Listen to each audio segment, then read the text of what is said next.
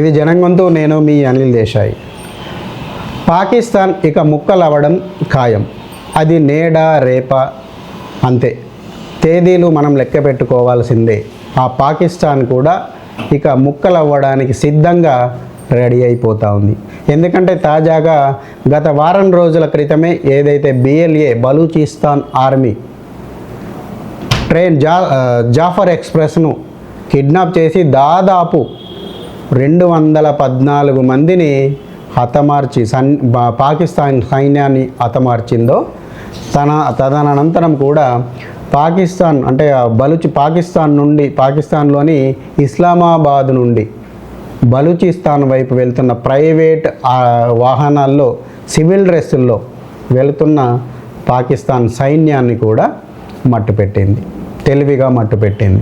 వీరంతా కూడా సాధారణంగా సివిల్ దుస్తుల్లో వెళ్ళి ఇరాన్ సరిహద్దుల్లో కనుక మేము తిష్టవేసి, అంటే ఇరాన్ అటువైపు పారిపోకుండా, ఇరాన్ వైపు బలూచిస్తాన్ ప్రజలు పారిపోకుండా, సైన్యం పారిపోకుండా మేము అడ్డగించి అక్కడి నుంచి నరుక్కుంటూ వస్తాం BLAను అని ఏదైతే ప్లాన్ చేసి వెళ్ళిందో, అసలు ఆ ప్లాన్నే పాకిస్తాన్ యొక్క సైన్యం యొక్క ప్లాన్నే అడ్డగించి వారి కంట్లో వారి వేళ్ళే అనే విధంగా బలూచిస్తాన్ ఆర్మీ వారిని చంపివేసింది. దాదాపుగా అసలు పాకిస్తాన్ చెప్పుకోవడానికి సిగ్గుపడతా ఉంది, కానీ రోజుకు వందలాది మంది సైన్యాన్ని దొరికినట్టుగా చంపుకుంటూ వెళ్తూ ఉంది. ఆఖరికి వస్తే మా తడాక మీరు మా బలూచిస్తాన్ వైపు కన్నెత్తి చూడడమే కాదు, అడుగు పెట్టడమే కాదు, అవసరం అనుకుంటే మీ ఇస్లామాబాద్ను కూడా ధ్వంసం చేస్తామంటూ ప్రకటనలు చేశారు. తాజాగా పాకిస్తాన్లో దాదాపు వేలాది మంది పాకిస్తాన్ సైనికులకి మా వల్ల కాదు, బలూచిస్తాన్ యొక్క సైన్యం చేతిలో, BLA చేతిలో మేము ఉండలేము అంటూ రాజీనామాలకు సైతం తెగబడుతున్నట్లుగా వార్తలు వస్తున్నాయి. కానీ పాకిస్తాన్ ప్రభుత్వం దీన్ని ఖండిస్తూ అలాంటిది ఏం జరగడం లేదు, బలూచిస్తాన్నే మేము ఆక్రమణలోకి తీసుకుంటున్నాం, BLA యొక్క తీవ్రవాదులనే మేము అణచివేస్తున్నాం, చంపేస్తున్నాం, ఏదో చేస్తున్నాం, పొడి చేస్తున్నామని చెబుతూ ఉన్నారు. కానీ వాస్తవానికి విరుద్ధంగా పాకిస్తాన్ ప్రభుత్వం చెబుతున్న ఏ మాటలు కూడా అసలు అక్కడ నీటి మూటలుగానే కనబడుతున్నాయి. ఎందుకంటే అక్కడ స్థానం మీద ప్రత్యక్షంగా కనబడుతున్నది ఒకటైతే పాకిస్తాన్ ప్రభుత్వం చెబుతున్నది ఇంకొకటి. అంటే కంటి మీది కొనుకు లేకుండా పాకిస్తాన్ పరిస్థితి తయారైంది అనేది దీనికి అర్థం పడుతూ ఉంది. అది ఎన్నడూ అన్నది రోజులలోనే, అంటే దాదాపుగా బలూచిస్తాన్ స్వతంత్ర దేశంగా లోపల ప్రకటించుకున్నప్పటికీ ప్రపంచ దేశాలుగా గుర్తించడమే ఇక తరువాయి అనే పద్ధతిలో ఇప్పుడున్న పరిస్థితి కనబడతా ఉంది. పాకిస్తాన్ నుండి కనుక బలూచిస్తాన్ వేరు పడినట్లయితే ఆ దేశం దాదాపుగా 4 ముక్కలయ్యే అవకాశం కూడా లేకపోలేదు. ఒకవైపు సింధ్ ప్రాంతం, ఇటువైపు ఖైబర్ పఖ్తూన్ ప్రాంతం, పాత ఏదైతే పాకిస్తాన్ ఉందో పంజాబ్ ప్రాంతం, ఈ 4 భాగాలుగా పాకిస్తాన్ ఏర్పడే 4 దేశాలుగా ఏర్పడే అవకాశము లేకపోలేదు.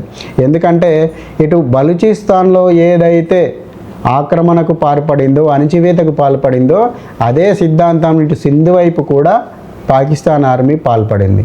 కేవలం ఒక పాకిస్తాన్ మొత్తం మీద పాకిస్తాన్లో అభివృద్ధి చెందిన ప్రాంతము అంటే పంజాబ్ ప్రాంతం మాత్రమే. అంటే ఇప్పుడు ఏదైతే దాదాపు 2/3 జనాభా, 300 జనాభా, 300 ప్రాంతాన్ని ఆ పాకిస్తాన్ అభివృద్ధి పరచలేకపోవడంతో అక్కడ విపరీతమైన పాకిస్తాన్ ప్రభుత్వంపై వ్యతిరేకత భావన వచ్చింది. అసలు పాకిస్తాన్లో ఎన్నడూ కూడా ఒక పేరుకే ప్రజాస్వామ్య దేశమే తప్ప అసలు ఎన్నడూ కూడా అది ప్రజాస్వామ్యంగా ఉండిన దాఖలాలు లేవు. ఎప్పుడు కూడా ఒక ప్రభుత్వం వచ్చింది అంటే ఆ ప్రభుత్వాన్ని సైన్యం కూలదోయడం, సైన్యమే మళ్ళీ అధికారంలోకి రావడం. మళ్ళీ ఇంకొక అసలు పాకిస్తాన్లో దరిద్రమైన విషయం ఏంటిది అంటే అక్కడ ఏ వ్యాపారమైనా పాకిస్తాన్ సైన్యం ఆధ్వర్యంలోనే నడపాల్సి ఉంటుంది. చివరకు చిన్న కిరాణా కొట్టు పెట్టుకోవాలన్నా పాకిస్తాన్ ఆర్మీ యొక్క పర్మిషన్ తీసుకోవాలి. సాధారణంగా అందులో 70% వ్యాపారాలు పాకిస్తాన్ సైనికులవే అయి ఉంటాయి. అంటే సాధారణ ప్రజలకు వ్యాపారం చేసుకునే అవకాశం ఉండదు, అందులో కంపెనీలు లేవు కాబట్టి ఉద్యోగాలు ఉండవు. ఇటు ప్రభుత్వ ఉద్యోగాలు ఉండవు, ప్రైవేటు ఉద్యోగాలు ఉండవు, చేద్దామంటే వ్యాపారం ఉండదు, ఇంకేది ఉండదు. ఇటువంటి సందర్భంలో పాకిస్తాన్ ప్రభుత్వంపై ఇక నెగిటివ్నెస్ రాకపోతే ఇంకెలా ఉంటుంది? అందుకే ఎవరు తవ్విన గోతిలో తానే పడతారు అన్నది సామెత చక్కగా పాకిస్తాన్ సరిపోతుంది. ఇంత విశాల భారతాన్ని నేనేదో చేస్తాను, దీన్ని ముక్కలు చేస్తానని ఎక్కడో మూల కూసున్న పాకిస్తాన్ పక్కలో బల్లెంలా నేనేదో భారత్లో పొడుస్తాను అనుకుంటే ఇక్కడ టెర్రరిజాన్ని పెంచి పోషించి ఇక్కడున్న అంటే కమ్యూనల్ పేరుతో, మతం పేరుతో ఇక్కడున్న కొంతమంది ఇక పనికిరాని చెత్త విధవలను దగ్గర తీసుకొని జై పాకిస్తాన్ అనిపించడం భారతదేశంలో. ఇటు పాకిస్తాన్ గెలిచిందంటే ఇక్కడ సంబరాలు చేసుకోవడం, పాకిస్తాన్ ఓడిపోతే హిందువులను కొట్టి తరమడం. ఇప్పుడు మొన్న జరిగింది కదా మధ్యప్రదేశ్లో పాకిస్తాన్ ఇక్కడ న్యూజిలాండ్ గెలిస్తే పాకిస్తాన్ ఓడిపోయింది. పాకిస్తాన్ ఇక్కడ సంబరాలు చేసుకుంటారా అంటూ హిందువులను రాళ్లతో కొట్టడం జరిగింది.